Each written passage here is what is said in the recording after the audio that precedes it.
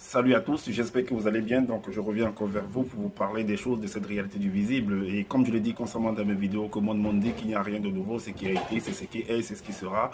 Et encore le physique est le reflet du non visible. Et l'eau va pas s'en faire part tantôt d'une manière, tantôt d'une autre. L'on ne prend point garde. Alors, si tu ne prenais pas garde autrefois, dès à présent, commence à prendre garde par rapport à ce que tu peux voir, par rapport à ce que tu peux entendre.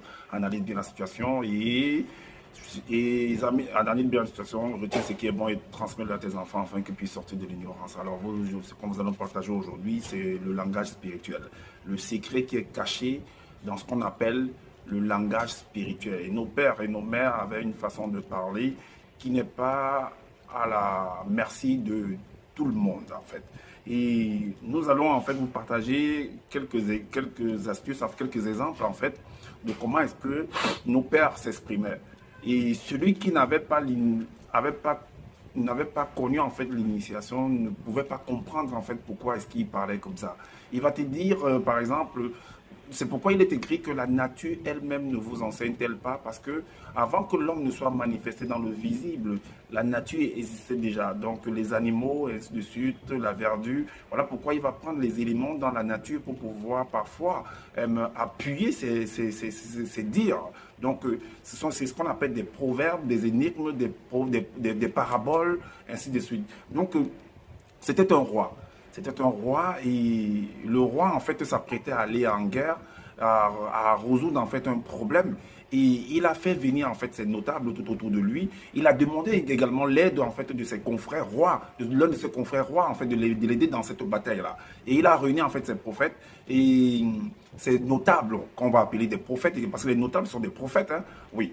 Donc il va les réunir en fait leur demander conseil s'ils devraient aller en fait dans cette bataille-là. Et comme ces personnes-là sont des corrompus et chacun va dire en fait, parce que chacun passe à son ventre, vont dire ce qu'ils veulent et tout. Mais il y a un d'eux qu'on sabote toujours, qu'on ne veut pas écouter, on est allé médire chez le roi que celui-là, il est ceci, il est cela, il raconte pas, il raconte des choses. Mais celui-là, en fait, va dire la vérité au roi. Donc, entrons dans le sujet, dans les Bibles classiques pour vous montrer un peu le truc. Et c'est ce qu'on appelle un langage spirituel. Donc, il va décrire la scène qu'il est en train de voir physiquement, mais dans une autre facette, en fait.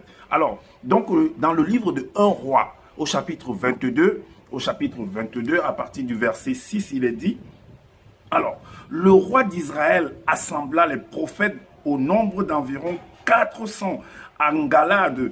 Où dois-je y renoncer? Non, 400.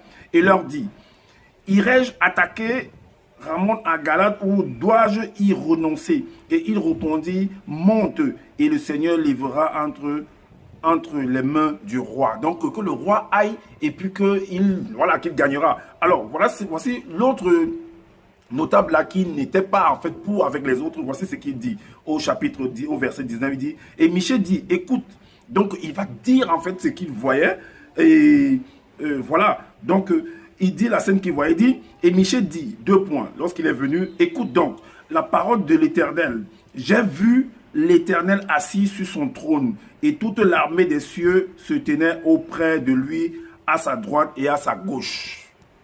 Donc voilà, il décrit en fait la scène qu'il est en train de voir physiquement. Donc le roi va symboliser en fait l'Éternel. Mais dans d'autres versions, vous allez comprendre que là, on peut amener ça également quand il voyait Satan et le pan de son vêtement couvrait tout son temple en fait, dans son trône en fait. Et chacun venait dire les mauvais esprits en fait, chaque ange déchu venait dire ce qu'il pouvait, ses idées qu'il apportait et tout pour que le roi puisse trouver. Mais si vous entrez dans le sujet du chapitre 22 là, vous lisez en fait toute la scène, vous comprendrez en fait ce que je suis en train de dire. Donc voilà un peu comment est-ce que quelques indices pour vous montrer en fait ce que c'est qu'un langage spirituel, de comment est-ce que les pères s'exprimaient. Donc laissez-nous des commentaires par rapport à ce que vous pensez et n'oubliez pas de vous abonner, de liker et de partager massivement la vidéo et je vous dis à bientôt.